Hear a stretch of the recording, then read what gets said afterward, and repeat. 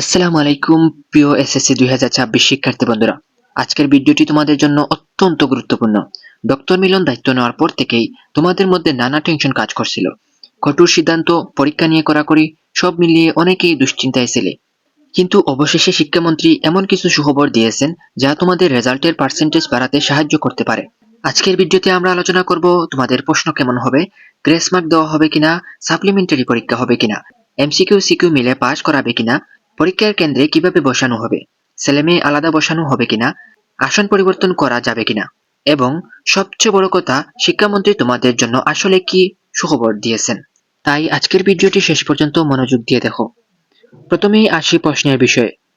শিক্ষামন্ত্রী জানিয়েছেন এসএসসি 2026 পরীক্ষার প্রশ্নপত্র ইতিমধ্যেই প্রস্তুত।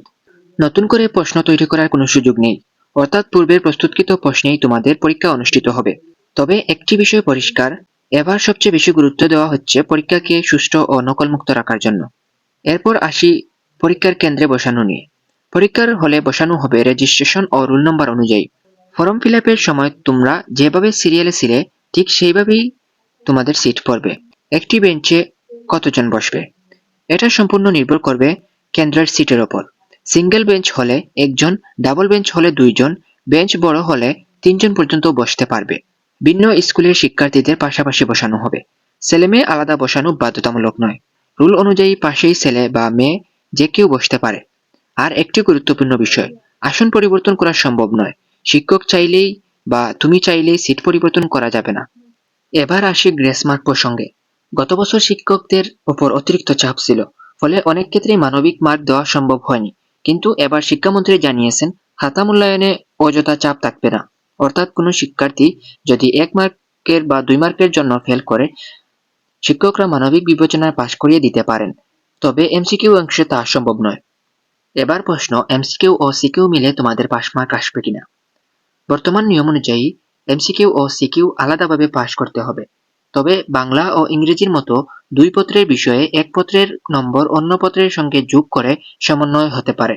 কিন্তু যেসব বিষয়ে একটি মাত্র পত্র, সেখানে আলাদাভাবে পাস করতেই হবে। এখন চলো তোমাদের সাপ্লিমেন্টারি পরীক্ষা হবে কিনা। এখন পর্যন্ত কোনো অফিসিয়াল ঘোষণা নেই। আগের বছরগুলোতে দাবি উঠেছে কিন্তু বাস্তবায়ন হয়নি।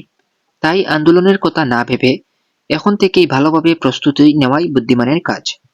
এরপরে অনেকেরই প্রশ্ন থাকে যে বেঞ্চের দূরত্ব কেমন থাকবে। তাদের জন্য বলবো, করোনার সময় 3 ফুট দূরত্ব ছিল, এবার স্বাভাবিক দূরত্বই থাকবে আশা করি।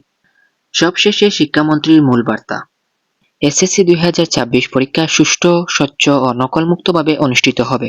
প্রশ্নপত্র ইতিমধ্যে প্রস্তুত, নতুন করে পরিবর্তনের কোনো সুযোগ নেই।